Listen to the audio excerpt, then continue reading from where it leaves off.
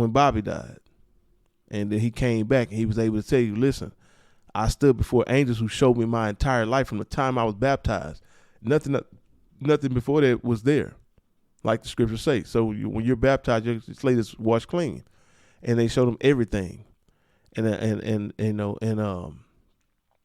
so that he had a brief moment. He can't, he lived for what I think maybe another month or two, and then he passed on.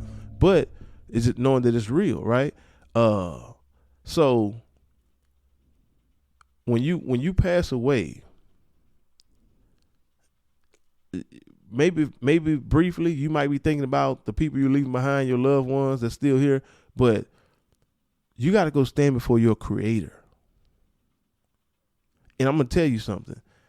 Nothing in this world is gonna matter when you're standing before your Creator, who may be angry with you, who may be upset with you, and knowing that if you don't measure up, if you didn't do your best, if you didn't give Him your best, you don't present a worthy sacrifice, an offering, which is your life. You have to offer up your life. Your life is an offering to the Most High. And now, if that offering is not accepted, you have to be separated from Him, which in what's the second death, because God is life.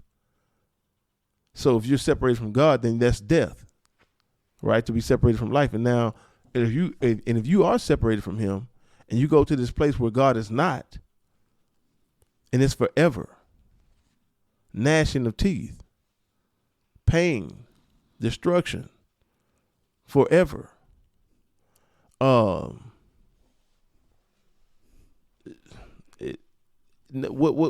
can you parallel to that? What can you compare to that? What can have any kind of significance next to that? You know what I'm saying? And that's the reality. That's what you can't unknow what you know. I studied the scriptures, I prayed, I fasted, and this is one of the revelations that I have, that I can't unknow that. I can't function without that knowledge of that nothing else matters. Nothing else is important. That moment, that day, that, that time when you have to stand before your Creator, nothing matters. Nothing. Because it's not, well, Lord, I got to go back listen, it's over. At the end of the day, are you well done, my good and faithful servant? Or depart from me, for I know you not. I never knew you, ye workers of iniquity. And then, and what I told my son, I have to do my best to prepare him to go on this journey and try to make it to the kingdom of heaven. As a parent, that's my goal, is to prepare him as best I can to serve the Most High, fear God, and keep His commandments. It's the whole duty of man. And try to make it to the kingdom of heaven, and hopefully, Most High willing, me willing, because God gave us free will, right? I'd serve the Most High to the best of my ability, and I make it to the kingdom of heaven, and I can see my children, my wife, in the kingdom of heaven. And in the kingdom of heaven, it won't be a husband-wife relationship. We'll know that we had that journey together, but we're in the kingdom of heaven. There's no marriage. There's no marriage and giving in marriage. So it's a whole different experience and relationship in the kingdom of heaven. But we're there, and we know that we lived on earth and we had that experience and we helped each other get there. But I can't do nothing to get you into the kingdom of heaven. That's when you stand before the Most High. It's your life, your decision, your thing. Whether you was a good wife, a good mother, whether you was, did what you were supposed to do or didn't do what you were supposed to do, regardless of what I did. And I'm going to be held accountable for how I affected your life, right? My words, my deeds towards you, because there's a such thing as blood on your hands, right? If the Most High says, if you go blow the horn, you become a watchman. If you warn the people and they don't heed the warning, their blood is not on your hand. But if you knew better and you didn't do anything to help these people, yeah, they're responsible for their choices. But their blood is also on your hand as well. You're going to be accountable for that too, because you didn't do your part. So it's not that we're alone. We don't have to do it by ourselves. We're by ourselves. I'm not saying that, but that is the ultimate point. That's what everything culminates to. And if you lose sight of that and you're focused on, I don't know, whatever else, then, well, it's no do-overs. So family is significant. The Most High gave us family, right? But for what? What's the purpose? What's the point? If not to get to the kingdom of heaven. Everything, the point of everything is to get to the kingdom of heaven. And so if that's the ultimate goal, I'm looking at everything from that perspective. So I can't allow nothing or nobody to be a distraction, to deter me from that, friends or family, because who's Satan gonna use? The people that's closest to you. Friends and family. You don't care what a stranger think. Friends and family. That's the people that Satan's gonna use. The ones, the friends and family that's not in the spirit of Christ, that's not filled with the Holy Spirit, that's not walking right. That's who we're gonna use to try to deter you and detract you from serving the Most High. So I know I said a whole lot, but do you understand where I'm coming from now? It's not I'm being so cold, but it's reality. I hear what you're saying, but it does. I wouldn't want to choose to be your friend after hearing that. What you mean? I'm a very good friend. I feel like I just be a distraction. I'm just a distraction in your life from you getting to the kingdom of heaven. No, I'm saying I'm not going to let you be a distraction. That's what I'm saying. Listen, okay, look, let's go back to the beginning of our relationship before I asked you to marry me. And I told you this before, right? I think I might have said it on here before, but I knew that I was going to marry you. I knew this, right? I told people, our mutual friends how I met. I told them a year before, and they laughed at me, and they said, "Man, that girl don't even like you. Like you're not even, bro. Look, no, your life ain't together. You got that long hair, gold teeth. You tripping with yourself. Like, no."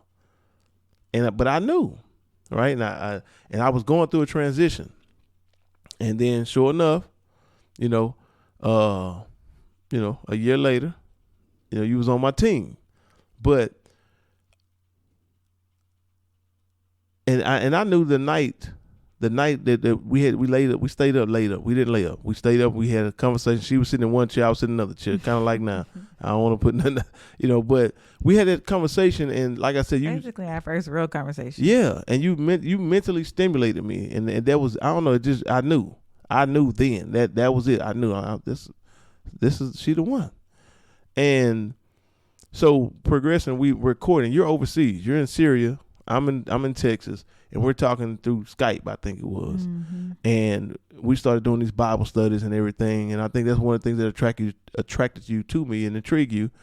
And I have all this knowledge, all this stuff I'm learning about the Shabbat, feast days, holy days, Christmas, all this stuff I'm learning. And I remember saying to myself, man, once again, I knew that you was my wife. I knew you was the one. But I said, and I meant this in my heart of hearts, and God knows, if she does not receive this truth, I cannot be with this woman. And I just have to be heartbroken and lonely and just be like Paul. But I'm going to serve God no matter what. And so that's been my mentality since I understood this mission, since I accepted this mission, since I accepted Christ and what come with that. And so even then, I was willing to not marry the woman who I knew was my wife.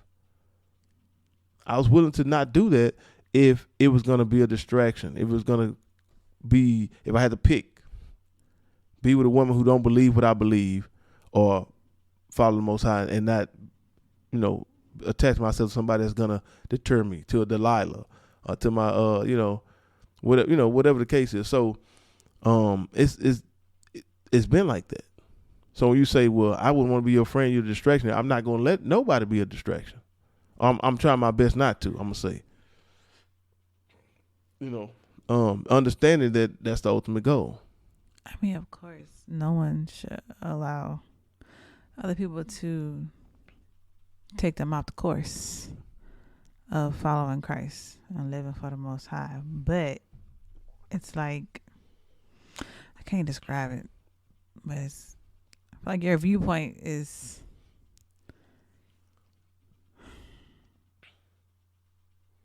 Very rigid, very stiff, Yeah. very black and white. Like we all just background. Like you on this path, like you playing like the video game, the Mario game. So you going through the obstacles, and we just the trees in the background. We just the sky, and we just, you don't interact with us. Okay, so now what I need you to do, I need you to come back to reality because you've been with me 11 years, right? So now, understanding my mentality, how I understand things, combine that with my reality of how I actually live and interact with you and my children and my friends that really appreciate me as a friend, that I have people come back after 10 years, 20 years and say, man, you one of the realest partners I ever had. I didn't realize it back then, but looking back how things played out, bro, because mind you, I'm the guy that says the richest man is not the one who has his first dollar, but has his first friend. I can vividly remember my first friend, the first time I made a friend walking down the street and Chris was in the tree. Hey, what's your name? What's your name? Hey, you want to be my friend? I remember this. Like, this is something. So when you say I wouldn't want to be your friend, I don't know too many people who wouldn't want to have a friend like me.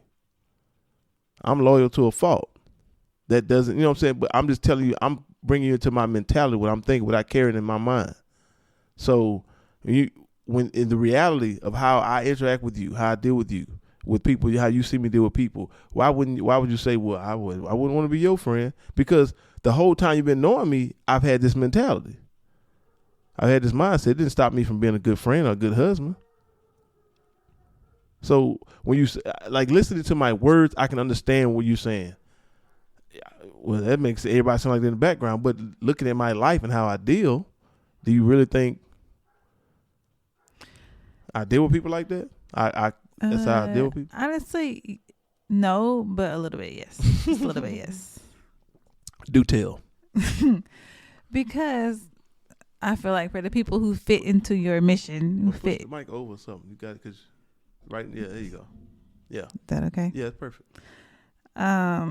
So I feel like for the people who fit into your mission, into your walk, then you're 100% for them. Mm-hmm. So like as your wife, I'm on this walk with you. I'm your right hand man. Trying to think of another term. So like you got my full support. I got your full support. I really do feel that.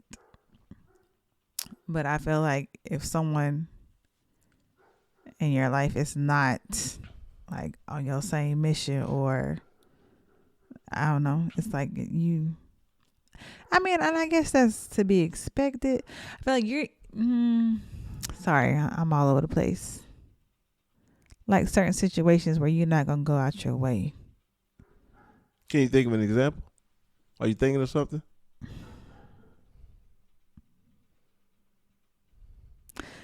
Like with your mom and fixing the car. Okay. Like you didn't, you obviously know she wants you to fix the car, but you didn't go out your way to do it. I mean, what about the summer before I did, right? Yeah. I did it. And then it came back another summer, and it was just, with everything going on, it just wasn't it wasn't number one priority on the list. I mean, I did a whole lot of other stuff. You did. I did a whole lot of other work. So, but still connect that to me dealing with people as far as, like, if they're not on my path, well, we're on the same path. Like, I don't follow, because, like, I got a lot of friends back in the States that's not on the path I'm on. But every time I go back, I call them all. I spend time with them all. I still show them that, hey, I'm not above you. I'm not treating you no different. I try to meet them where they at, and then let that foster into a relationship where I can minister. So for me, when you're saying that, I'm saying, well, if anybody who's not on my walk, their place in my life is for me to serve them. It's for me to minister to them and try to help them gain to the understanding and get to the point where I am. At least to give them as much opportunity as I can give them to grasp this, because like my cousin told me, all fruit don't ripe at the same time. It might be on the same tree, but everybody ain't gonna come to the understanding and come to the point at the same time. Mm-hmm. And we like to think that if I got it and me and this dude been rocking together, me and this chick been rocking together, we on the same wavelength, then they gonna get it at the same time. That's just not how it works. You know, our fruit don't ripen at the same time. So understanding that, you know, I just want to stick around and just do my part and trying to, you know, water that seed or plant the seed or water, nurture, whatever. I just want to be, you know, do my part. Yeah. And so, but can you think of an example of where I exhibited that mentality to the point where it came across as cold, or I was just like robotic with somebody? Oh, you don't read the Bible? I'm not going to talk to you anymore. Go stand over there, you bushel. Like you are nothing more than a street lamp in my life now. Like, what are you? Because that's what you said. Like, you know, you cold blooded. Okay, like, I guess I know after I die, like you said, nothing is going to matter to me at that point anymore. Mm-hmm. But I just don't want to feel like I die and you're going to be like, oh, well, it's the end of her physical journey. What you want me to do? Good luck. So, like, so what you want? What you want? I want you to feel something. I want you to. Sorry, but I want you to. What you mean? I'm gonna feel. How can I not feel something? No, this is what you say. You have rationalized it in your mind that this is just a part of life. People die. So you want me? You want me? Because we talked about how are you gonna deal with relatives passing away? We overseas, relatives pass away in the States. How are we gonna deal with that? How you gonna deal with it? I already rationalized it in my mind. It's part of life. So you want me balled? You want me balled up in the shower crying? That's what you want. That's gonna make you feel better in death. Me balled up in the shower crying. Grieve. I want you to feel something. Shed a tear. Feel sad. How can I not? But you just like they don't care about nothing no more. But okay, look. Let's put it in perspective, right? People cry when their dogs die. You had a dog. Your dog died. Did you cry? Yes. So, what that mean? Like, okay, you felt bad for the dog. I mean, people lose a cell phone and get devastated. That's real. Nah, I know. You know what I'm saying? So that's just a reaction to losing something that you were attached to. So why? Okay, so losing something you're attached to, right? You make it sound like you're not attached to people. What? Like no, okay. So when my point is this: is that what does that mean? What does that do? Because somebody, okay, you lost something that you were attached to, and you feel bad. It sucks. You're sad about it. So why do you want me to feel sad about that? Say it again. Why do you want me to feel sad about your loss, about me losing you? Why do you want me to feel sad about that? I guess to me that shows that you care.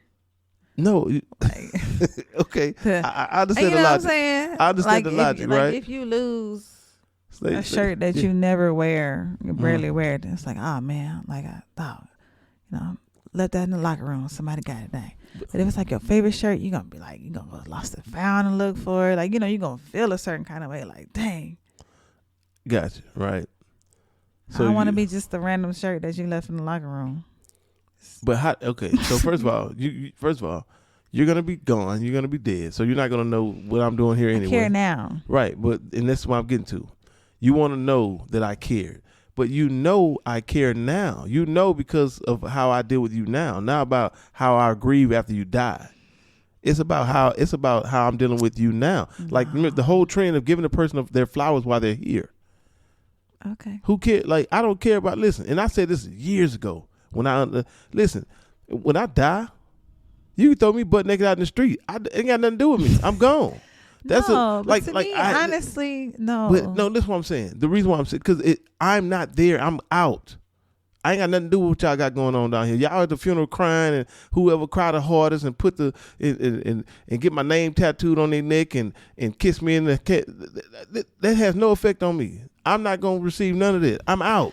That is an empty body. That's y'all business going on. When I'm going, whoever's at the funeral crying and all this stuff, it don't mean nothing to me because I'm out.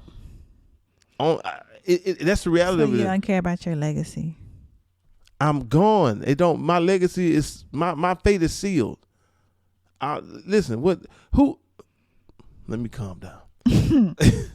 Who in hell, literally, not in the hell, but who in hell do you think is in hell thinking about their legacy? Who in hell is thinking about, the only thing people in hell think about is this pain I'm in. Can I, God, I know it's too late, but please change your mind, forgive me. That's all they're thinking about. What they did to get them here. How they could have did 80 years, 70 years, 60 years, 40 years. I couldn't live righteous for 10 years. That's the only thing they're thinking about. They're not thinking about how long my wife cried at my funeral. I wonder if my wife got another husband. They're not thinking about that. I hear you. You know what I'm saying? People in the kingdom of heaven, the joys are too great. It's beyond human explanation. The joys of the kingdom of heaven, the awesomeness, the things that you're gonna see. Here people get killed for gold. In heaven, you walk on it. Okay. So you're not thinking about that. All the testimonies I've heard of people say that they were in the presence of the Most High, and the Most High said, "Okay, you got to go back." No, I don't want to go back, Lord. Now you got a wife and children. No, I don't want to go back. I want to stay here. Mm-hmm. Yeah, so I hear what you're saying. Logically, it seems like that makes sense. Well, you should care about. Yeah, but when I die, that body, I'm not worried about that body. I'm thinking about this glorified, but I'm standing before the Most High as a soul, hoping, praying, literally, praying to God. God, please let me in. Please don't send me to that place. Please, I don't want to go there. Lord, please forgive me for my sins. Lord, you know what I'm saying? Like, I'm not thinking about who at my funeral crying, who brought flowers and who do it. That's irrelevant. That's earthly matters. I'm no longer in the earth. I guess. And what I said that's wrong. That's incorrect. I don't know. And what I'm trying to tell you. And what I'm trying to tell you later. So I'm not being cold-hearted. I'm being logically and rationally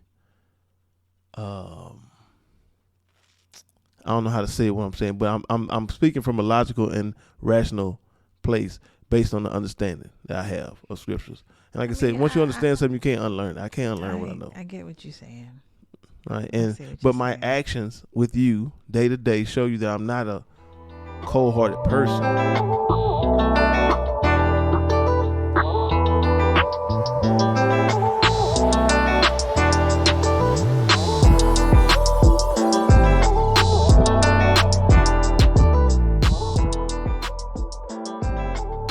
Don't forget to like, comment, and subscribe.